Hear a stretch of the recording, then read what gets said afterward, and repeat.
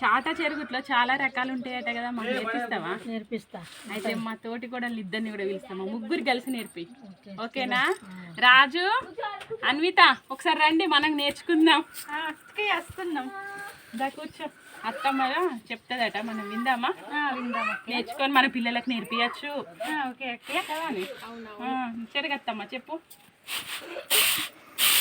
జరిగితే నూకలు ముందుకు వస్తాయి, ఓకే, బియ్యం వెనక్కి వస్తాయి. ఇది చెరగడం. ఇది చెరగడం. ఇట్లా అంటే పోడడం. ఈ మెరగలన్నీ వెనక్కి వస్తాయి, మంచి బియ్యం అన్నీ ముందు పడుతుంది. మనకి ఇట్లా అంటే తాల్చడం అంటే పైన దుడ్డి అన్నీ అలా పడతాయి, చాటకు సన్నవి ఆగుతాయి. మనకి ఇట్లా అంటే మలసడం.